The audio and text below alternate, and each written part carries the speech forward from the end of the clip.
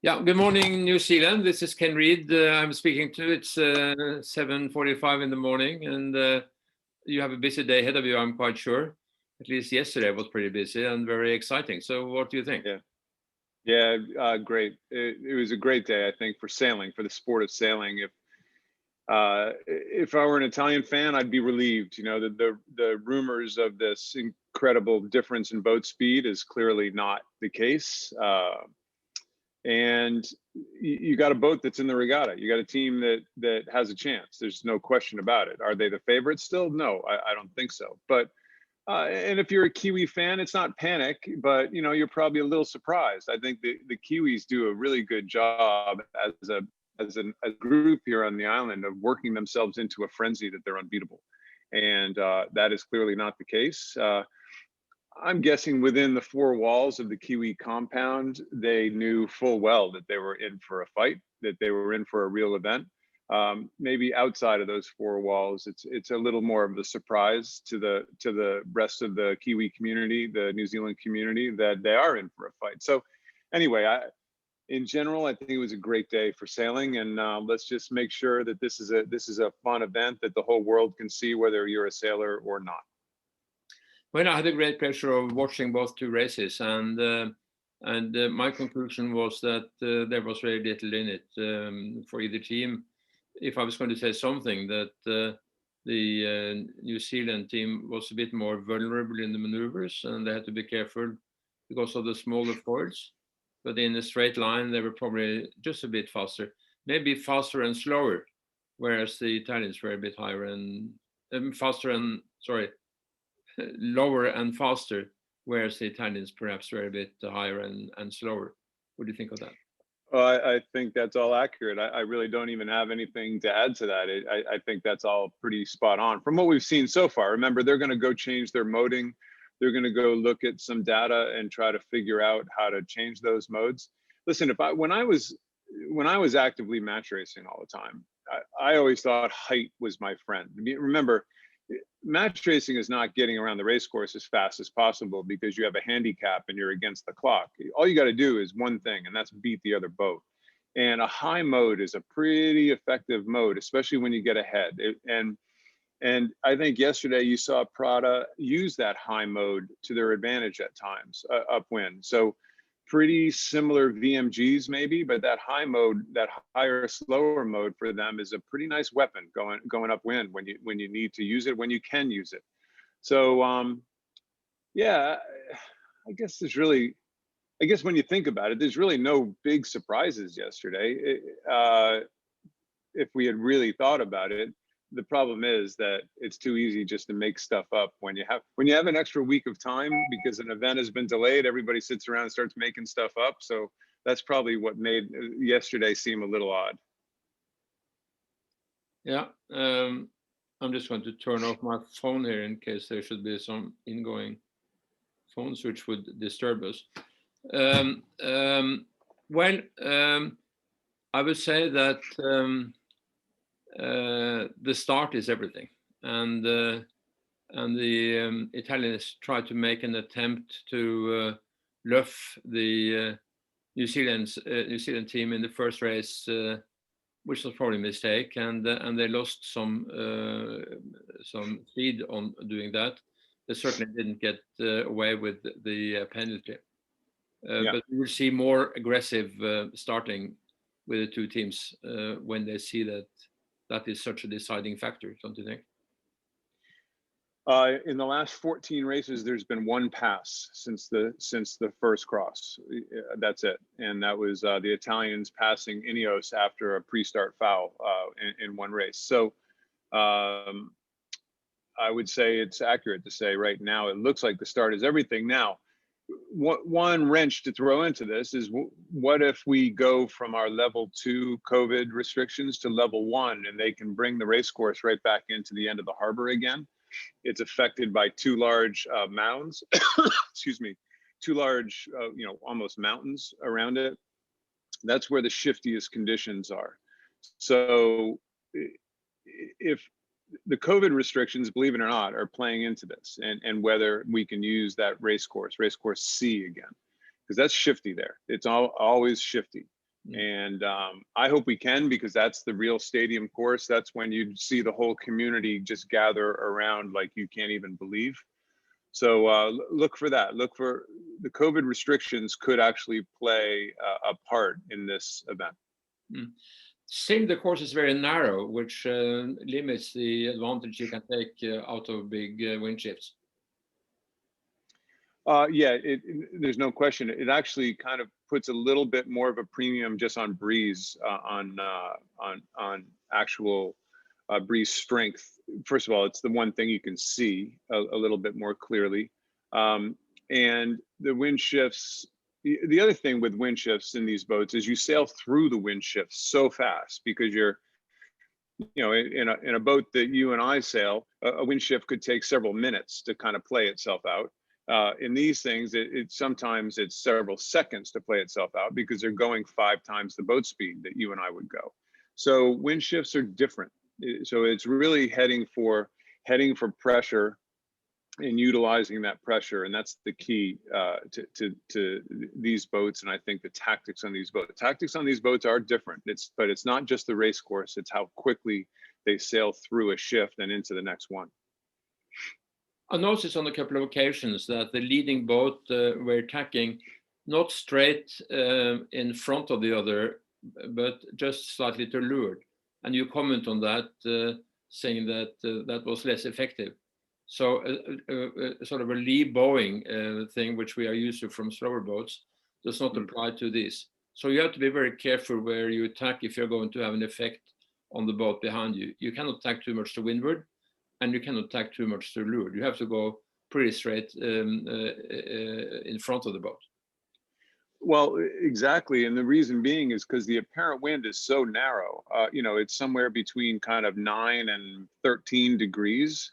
Think about that for a second. The apparent winds we sail at are in the low 20s, sometimes mid 20s, right, on the boats that most of us sail. So yeah, it's different. You can live on a tighter lee bow. You can live in a closer, classic tacking on your face position. It's really almost dead in front. And yeah, Nathan mentioned yesterday, he thinks if you get within that 100-meter gap, it's pretty hard to tack exactly in the right place, because you're kind of fearful of a couple tactical counter moves, and that could be the case. But yeah, it's I guess when you're going 38, 40 knots upwind, maybe it's kind of hard to position your boat. All the stuff you got to do, the board down, the tack, the this, the that, the switching sides. Maybe we, as the people just sitting here jabbering about it, don't realize how hard it actually is. What a concept. That won't be the first time that the media has just assumed that something is easy when it actually isn't. One thing which is more restrictive this time than before, that you cannot do any reconfiguration on your boat. You cannot change the appendixes. You cannot really change anything with the rig. You can tune it a bit differently, but you cannot really change it. So you are pretty much stuck with the configuration that we have chosen before the event, and that is going to make it even closer, I think. Sails is the big change. Mainsail sizes, jib sizes, mainsail depths, jib depths.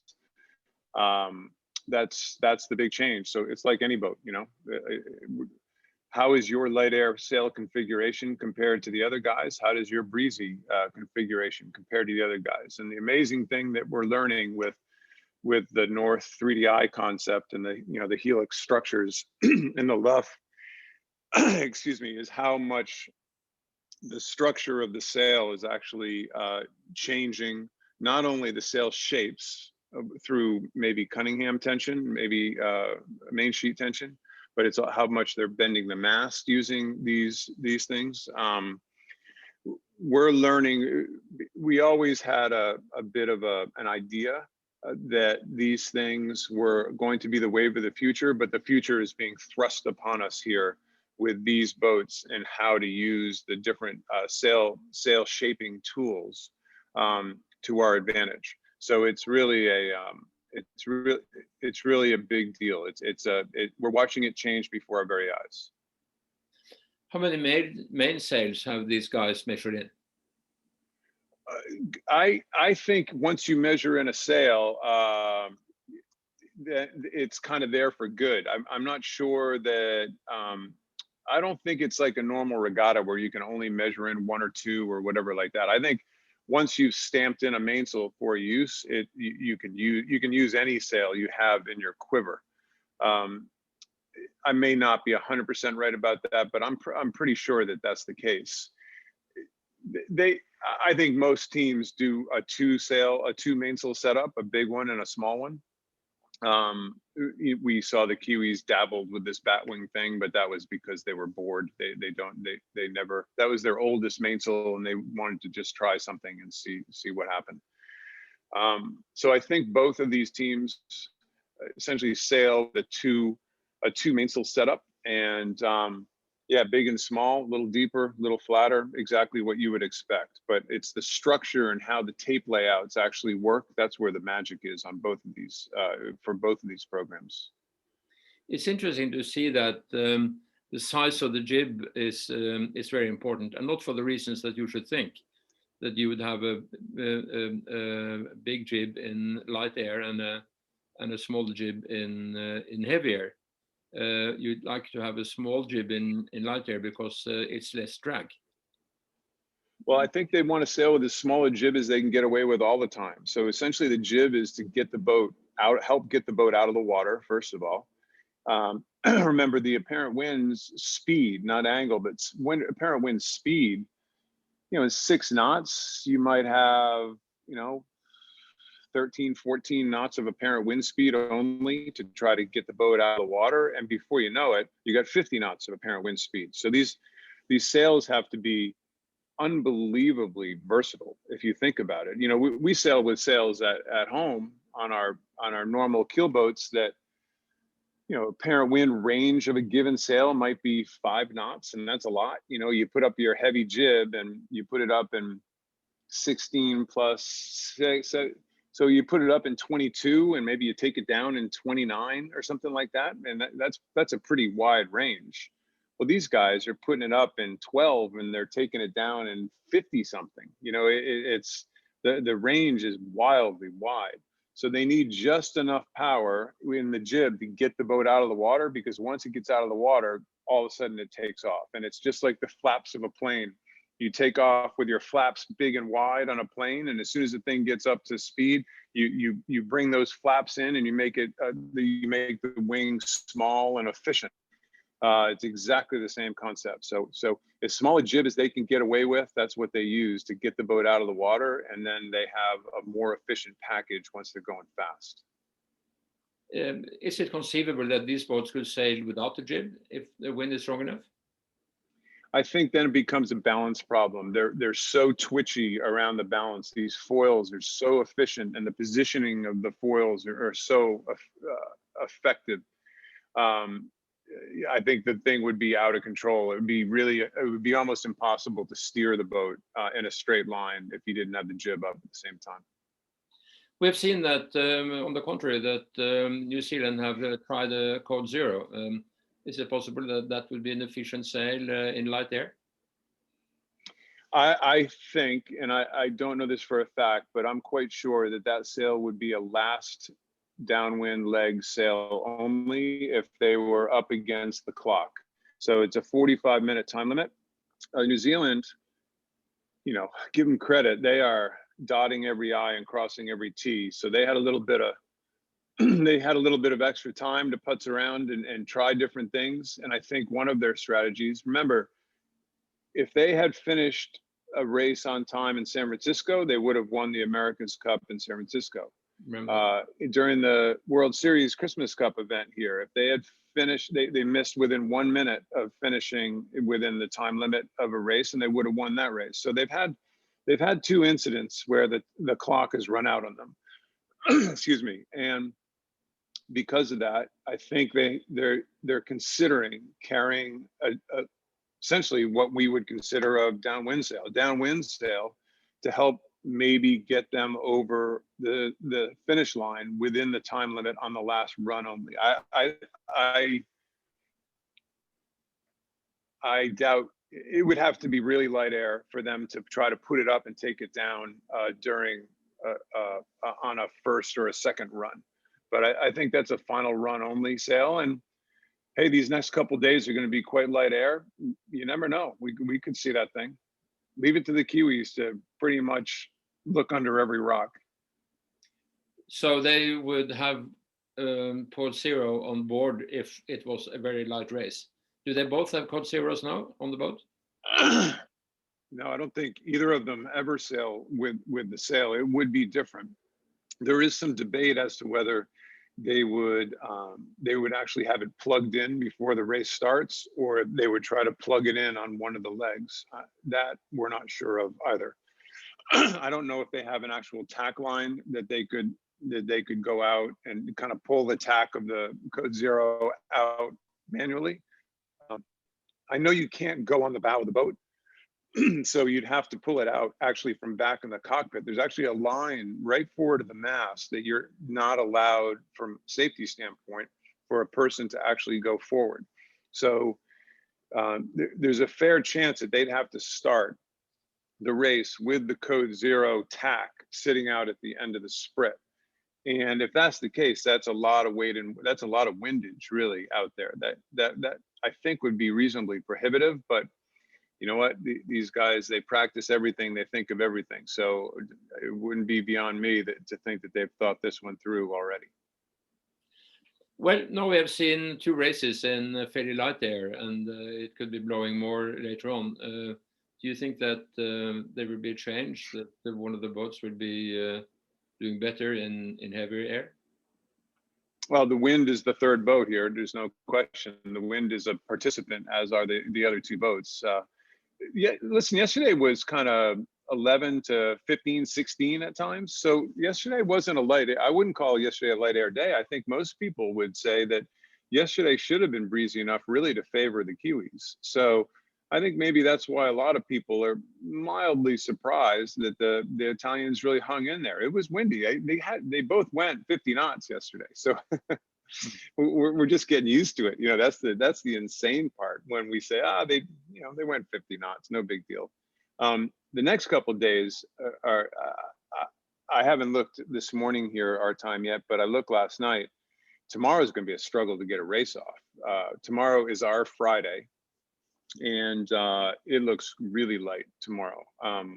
It looks quite light again on Saturday, and Sunday, maybe a little bit of breeze starting back in again. But I don't know, you know what? If I were the Italians, I'd be sitting in my meeting room this morning going, you know what, boys and girls, this is kind of starting to go our way here a little bit. You know, it's, this is not going to be the pushover that everybody in the world thought it was going to be. So if it's light, then perhaps it's going to be advantage to the Italians. Well, you know, they've got those big foils, 30% bigger foils under the water. Nice, smooth, really, you know, slick package. They've shown that they can stay on their foils at very low speeds compared to all the people they've sailed against so far. So, hey, we're just going to keep learning. I'll learn right along with you and all the people who watch your show here. That you know, we'll all learn together. Let's put it that way. And I think we'll be learning at the same time as the participants learn too. I think they're learning stuff about their boats and about their competitor as we speak. Well, we see that 2 teams are very equal in terms of maneuvering and sailing the boats, and they don't make any tactical mistakes really. So it's going to be pretty interesting series. Yeah, I always say that the earlier rounds, and so forget my North Sails hat for a second, but my commentator's hat. The earlier rounds are much more fun to commentate because there's mistakes and there's crashes and, you know, capsizes, and they make mistakes. The problem is with all these boats is that the sailors always figure them out. The sailors always, no matter how complicated and how hard we make boats, great sailors always figure them out. And this is the perfect case in point. You know, this is maybe some of the most difficult boats to sail ever made. And these guys are sailing them perfectly. You watch those 2 boats go around the course yesterday. couple tactical mistakes, couple starting line mistakes. Okay, there's where human error comes in. But once they actually go on the race course and their ride height is about, you know, a centimeter off the water all the time, no splashes, no crashes, no mistakes. So no mistakes means it's harder to pass too. So keep that in mind. That's why the start is becoming more and more important all along. It's not a coincidence that in the earlier rounds, that's when we saw lots of passes in a given race, because that's when lots of mistakes were happening. So anyway, no mistakes means likely no passes. You better be perfect off that starting line. So if you were a skipper on one of the boats, how would you use the day to day before the races tomorrow? Oh, I'd be crunching numbers today. I'd be looking. Yesterday was the first day that these two boats in these configurations actually got to line up with each other. So I wouldn't let my eyes do the talking. I'd let the numbers and the data do the talking. I'd be sitting down really analyzing. Do we like high and slow? Do we like low and fast? How are we doing during tacks? How are we doing during jives? I think they break up their groups into tactical teams and speed teams. And your speed team would be working on, if we see a deficiency in our tacking ability, and we thought on one of those worm graphs at the end of the second race, especially, end of the second race, on one of those worm graphs, the Kiwis were losing on every tack. There's no question. So they'll be looking for those discrepancies, those deficiencies, and they'll be very actively trying to change how they sail the boats, maybe in the simulator, maybe through other ways that they can look at their hydro and aero package. They'll be looking at filling in those weaknesses, and they'll be looking at trying to take more advantage of their strengths. But they'll be crunching data all day, I guarantee it. Yeah. Well, Ken Reed, it's been very interesting to talk to you again. I hope we may be able to speak to you once more, perhaps, during the series. I know you are going to be very busy, but we'll try to sneak in some time. Great. Well, it's nice to be here. It's a joy to listen to your commentary, and even more to speak to you directly. So have a good day. Thank you. Thanks. Take care. Appreciate it. We'll talk soon. Absolutely. Bye-bye.